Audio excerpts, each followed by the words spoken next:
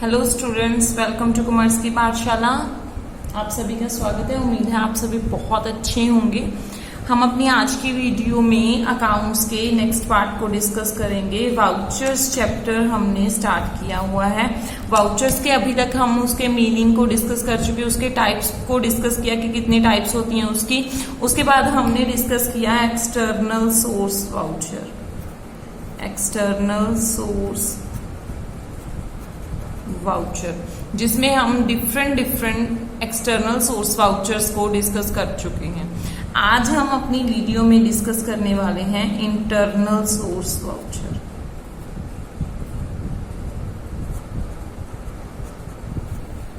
लेकिन अपनी वीडियो को स्टार्ट करने से पहले मैं आपको कहना चाहूंगी, अगर आपने हमारे चैनल को अभी तक सब्सक्राइब नहीं किया तो इसको सब्सक्राइब कर लीजिए। साथ ही साथ एक बेल आइकन है, उसको प्रेस कर लीजिएगा ताकि आपको हमारी आने वाली वीडियोस की नोटिफिकेशन तुरंत मिलती रहे। इन पूरे चैप्टर से रिलेटेड आपको एक पीडीएफ हमारे टेलीग्राम ग्रुप में मिल जाएगी। आप वहां से जाकर इसको चेक कर सकते हैं। टेलीग्राम चैनल का लिंक डिस्क्रिप्शन बॉक्स में गिवन है। आप हमारे चैनल को ज्वाइन जरूर कीजिए। तो चलिए अपनी वीडियो स्टार्ट करते हैं, जिसमें हम सबसे पहले इंटरनल सोर्स वाउचर में बात करेंगे पे इन स्लिप। लेकिन उससे पहले आपको पता होना चाहिए कि इंटरनल सोर्स वाउचर क्या होते हैं। देखिए, एक्सटर्नल सोर्स वाउचर में हमने बात की थी कि वो वाउचर जो हमें किसी थर्ड पार्टी के साथ डीलिंग के बारे में बता रहा है। इंटरनल सोर्स वाउचर का मतलब जो सिर्फ बिजनेस की डीलिंग्स के बारे में बता रहा है, मतलब बिजनेस के अंदर वाली कितनी ट्रांजेक्शन्स हो गई हैं वो बता रहा है। जैसे कि एक बिजनेस की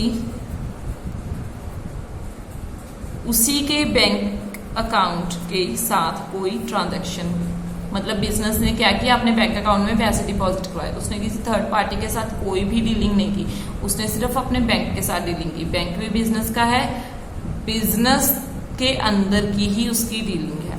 तो वो सारे क्या होंगे, इंटरनल सोर्स वाउचर, जिसमें सबसे पहले आता है हमारा पे इन स्लिप। पे इन स्लिप क्या होती है? पे इन स्लिप को नाम दिया गया डिपॉजिट स्लिप। उम्मीद है आप सभी को अब भी समझ में आ गया होगा कि डिपॉजिट स्लिप या पे इन स्लिप क्या होती है। हम सभी बैंक में जाते हैं। बैंक में अगर हमने डिपॉजिट करनी है मनी,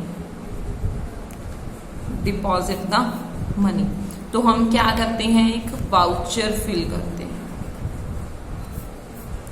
वाउचर में हम अपने अकाउंट्स की डिटेल, अकाउंट नंबर बताते हैं, किसके नाम पर है उसका नाम लिखा जाता है, कितनी अमाउंट फिल करनी है, डिपॉजिट करवानी है, वो सब कुछ हम लिखते हैं।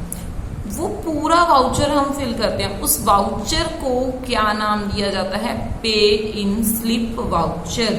मतलब एक ऐसा वाउचर जिसकी हेल्प से हमें ये पता चलता है कि हमने अपने बैंक अकाउंट में कितने पैसे डिपॉजिट करवाए हैं। अभी जो पे इन स्लिप है ये 2 पार्ट्स में होता है। ये आप लोगों ने अगर डिपॉजिट स्लिप देखी है तो आपको पता होगा कि डिपॉजिट स्लिप 2 पार्ट्स में होती है। उसके एक पार्ट को तो बोला जाता है मेन बॉडी, और दूसरा पार्ट उसका होता है काउंटरफॉइल।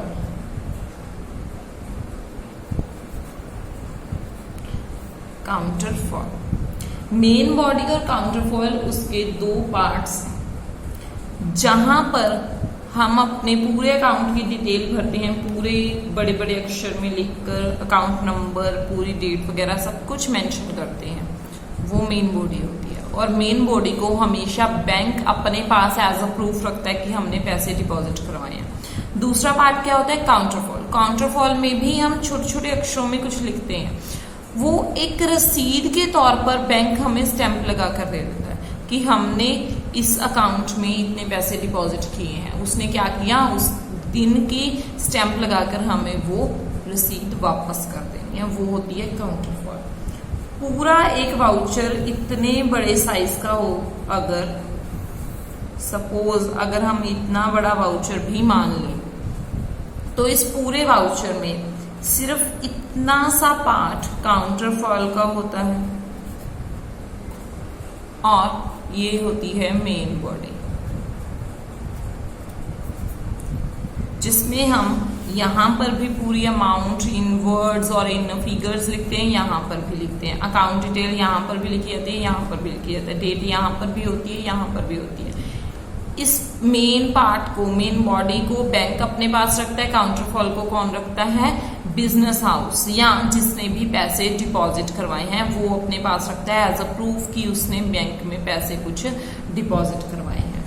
साथ ही साथ एक और वाउचर है हमारा जो इंटरनल सोर्स वाउचर है, वो है चेक। चेक के बारे में आप लोगों ने जरूर सुना होगा। चेक क्या होते हैं? चेक वो डॉक्यूमेंट या वो वाउचर जो हमें ये फैसिलिटी देता है कि हमने कोई पेमेंट करनी है। कैसे? उस डॉक्यूमेंट के थ्रू। किसी भी थर्ड पार्टी को अगर हमने कोई पेमेंट करनी है तो हम उसको चेक काट कर दे देते हैं और वो डायरेक्टली जाकर हमारे बैंक अकाउंट में लगा देगा और उसकी पेमेंट हो जाएगी। चेक भी हमारा इंटरनल सोर्स वाउचर है। इसके अलावा हमारे वाउचर्स की टाइप्स में था अकाउंटिंग वाउचर। अकाउंटिंग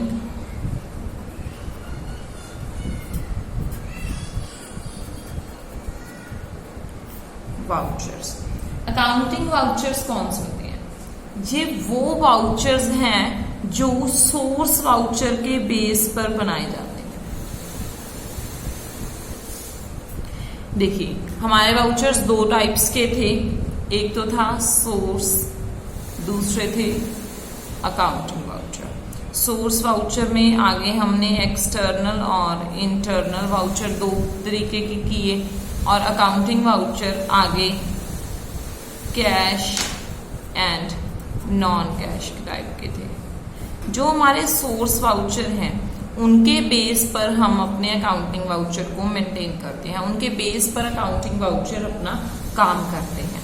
तो सोर्स वाउचर मतलब एक्सटर्नल और इंटरनल वाउचर के बेसिस पर अकाउंटिंग वाउचर्स अपना काम करेंगे, अकाउंटिंग वाउचर्स प्रिपेयर किए जाएंगे। तो अभी उनको डिस्कस करते हैं कि अकाउंटिंग वाउचर्स क्या होते हैं। देखिए, अकाउंटिंग वाउचर्स क्या होते हैं? Accounting vouchers are prepared on the basis of source vouchers. मतलब वो वाउचर्स जो सोर्स वाउचर के बेसिस पर बनाए जाते हैं उनको अकाउंटिंग वाउचर कहते हैं। ये कौन से वाउचर्स होते हैं? Secondary vouchers.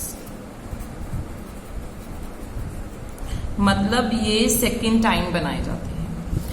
इनको बनाता कौन है? बिजनेस या ऑर्गेनाइजेशन का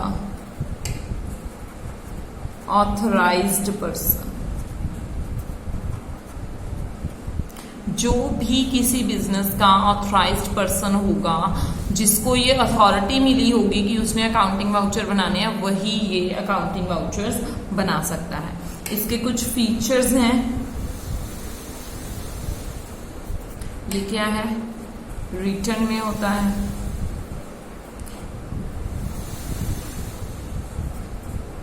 signed by authorised person. Authorised person के इस पर साइन किए होते हैं। एविडेंस होता है किसका? ट्रांजैक्शंस का, एविडेंस ऑफ ट्रांजैक्शंस। इसके अलावा ये ट्रांजैक्शन का एनालिसिस करता है। मतलब ये बताता है कि हमारी ट्रांजैक्शन कब अकर हुई और किसके द्वारा अकर हुई। अकाउंटिंग वाउचर दो तरीके के होते हैं, cash vouchers and non cash vouchers. देखिए, सबसे पहले हैं हमारे कैश वाउचर्स। Cash vouchers. हमने बात की अकाउंटिंग वाउचर्स की। अकाउंटिंग वाउचर्स किसके बेसिस पर बनते हैं? सोर्स वाउचर्स के बेसिस पर। उनको रिटन डॉक्यूमेंट कहा जाता है, ऑथराइज्ड पर्सन के उस पर साइन होते हैं, लेकिन उनको बनाता कौन है? ऑर्गेनाइजेशन के ही ऑथराइज्ड पर्सन। उसके दो टाइप्स, कैश वाउचर और नॉन कैश वाउचर में हम सबसे पहले डिस्कस करेंगे कैश वाउचर्स क्या होते हैं। कैश वाउचर का मतलब वो vouchers prepared to record cash transactions। मतलब जो कैश ट्रांजैक्शंस को रिकॉर्ड करने के लिए वाउचर्स बनाए जाते हैं वो कैश वाउचर्स होते हैं। लेकिन कैश ट्रांजैक्शंस को तो हमने कैश मेमो में भी रिकॉर्ड किया था। कैश मेमो आपको याद होगा कि कैश मेमो हमने कैसे बनाया था। उसमें हम बात कर रहे थे कि प्रोडक्ट को या गुड्स एंड सर्विसेज को जब हम कैश बेसिस पर परचेज करें तो कैश मेमो दिया जाता है। तो यहाँ पर कैश वाउचर और कैश मेमो में डिफरेंस क्या हो गया? आप लोगों के माइंड में ये क्वेश्चन राइज हुआ होगा। देखिए, कैश मेमो क्या है? प्रोडक्ट या गुड्स एंड सर्विसेज के लिए। लेकिन गुड्स एंड सर्विसेज के अलावा अगर हम कोई और चीज परचेज कर रहे हैं, जैसे कि हमने क्या किया, कोई एसेट परचेज किया या कोई एसेट सेल किया, तो वो अगर एसेट की सेल परचेज, यहां पर क्या किया? सेल, यहां पर परचेज किया।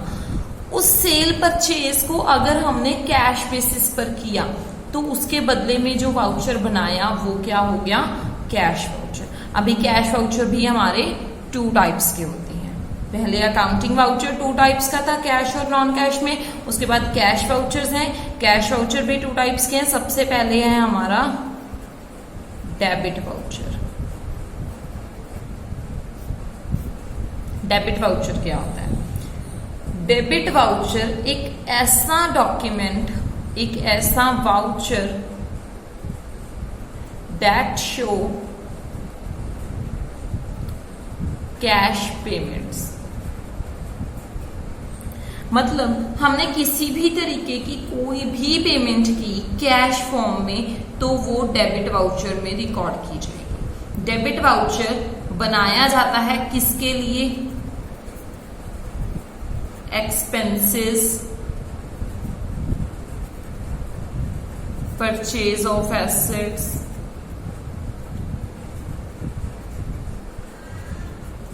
पेमेंट टू क्रेडिटर्स एक्सेट्रा के लिए।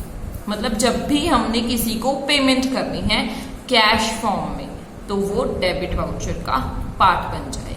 चाहे वो हमने एक्सपेंसेस की पेमेंट करनी है, चाहे एसेट परचेज किया उसकी पेमेंट करनी है, या हमने क्रेडिटर्स को कोई भी पेमेंट करनी है, तो वो सारी डेबिट वाउचर का पार्ट होंगी हमारे।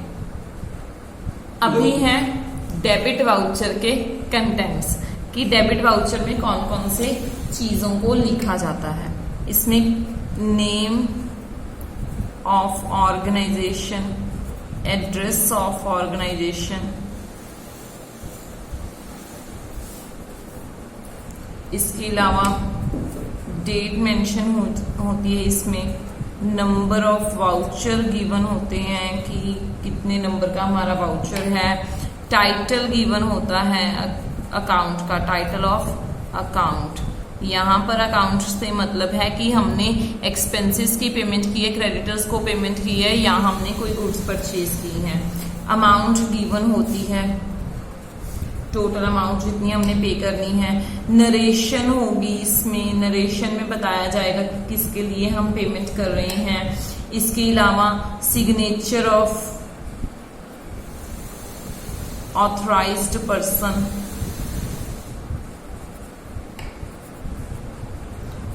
उसके अलावा सपोर्टिंग वाउचर नंबर,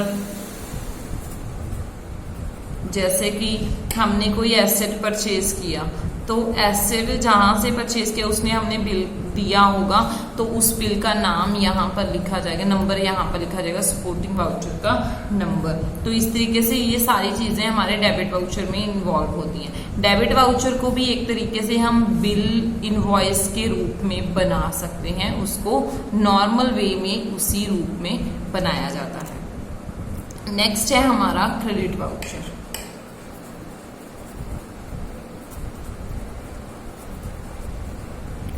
देखिए क्रेडिट वाउचर डेबिट वाउचर से बिल्कुल ऑपोजिट है। डेबिट वाउचर किस लिए है कि हमने कोई पेमेंट्स की है, मतलब कोई एसेट परचेज कर लिया तो पेमेंट कर दी, क्रेडिटर्स को पेमेंट कर दिया, एक्सपेंसेस पे कर दिए, कुछ भी पे किया तो डेबिट वाउचर बना दिया। क्रेडिट वाउचर क्या है, कुछ भी रिसीव किया, जैसे कि इनकम रिसीव की कोई भी, या एसेट सेल किया, एसेट सेल करेंगे तो भी हमें पैसे रिसीव होंगे, या हमने डेटर से पैसे लिए, तो वो सारी पेमेंट जो हम रिसीव कर रहे हैं वो क्रेडिट वाउचर का पार्ट बनकर हम क्रेडिट वाउचर के फॉर्म में लिख देंगे। इसके कंटेंट्स भी सेम डेबिट वाउचर की तरह हैं। Name and address of the organisation, date, title of the account की किस अकाउंट से हमने वो पेमेंट रिसीव की है, यहाँ पर ये लिखा जाएगा, अमाउंट लिखी जाएगी, नरेशन होगी प्रॉपर एक ट्रांजैक्शन के लिए। उसके अलावा सपोर्टिंग वाउचर का नंबर होगा, जैसे कि हमने अगर एसेट सेल किया है तो एसेट सेल के टाइम पर हम कई बार कुछ बिल वगैरह दे सकते हैं काट कर, तो उस बिल का नंबर यहाँ पर लिखा जाएगा। ये सब कुछ हमारे क्रेडिट वाउचर और डेबिट वाउचर में सेम होता है, लेकिन डेबिट वाउचर कब बनता है, पेमेंट्स के टाइम पर, क्रेडिट वाउचर बनता है हमारी रिसिप्ट्स के टाइम पर। उसके अलावा हमारा अकाउंटिंग वाउचर्स का दूसरा टाइप था नॉन कैश वाउचर्स। पहले थे कैश वाउचर्स, अभी है हमारे नॉन कैश वाउचर्स। देखिए कैश वाउचर्स में हमने क्या शो किया, cash payments and receipts. Non cash vouchers में क्या है, जब हम क्रेडिट पर कोई चीज परचेज और सेल कर रहे हैं, जब हमने कैश बेसिस पर कोई चीज परचेज या सेल की वो हमारी कैश वाउचर का पार्ट होगी। जब हमने क्रेडिट बेसिस पर कोई चीज परचेज या सेल की वो हमारी नॉन कैश वाउचर का पार्ट हो जाएगी। यहाँ पर भी वो परचेज और सेल जो गुड्स के अलावा है, जिसमें हम गुड्स की बात नहीं कर रहे, गुड्स के अलावा हमने कोई एसेट सेल परचेज किया, कोई और चीज जो हमने खरीदनी थी, जैसे कि इन्वेस्टमेंट खरीद ली, हमने इन्वेस्टमेंट को सेल कर दिया, तो वो सारी चीजें हमारी नॉन कैश वाउचर का पार्ट हो जाएंगी जो क्रेडिट बेसिस पर हैं। इसमें जैसे कि आपको एग्जांपल बता रही हूँ, फिक्स्ड एसेट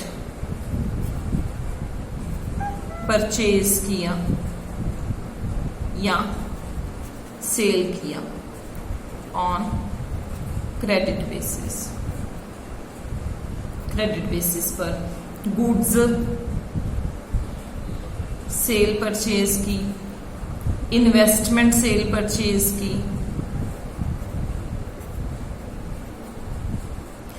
रिटर्न्स किए किसी भी तरह के, कोई भी रिटर्न्स हो सकते हैं। इसके अलावा हमने डेप्रिसिएशन का चार्ज किया। तो इस तरीके से कुछ हमारी ऐसी चीजें जो हमारे वाउचर्स में डायरेक्टली नहीं लिखी जाती वो नॉन कैश वाउचर का पार्ट बन जाती हैं। नॉन कैश वाउचर के कुछ कंटेंट्स हैं, वो कौन कौन से हैं?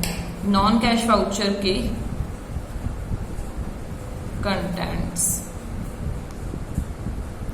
Contents of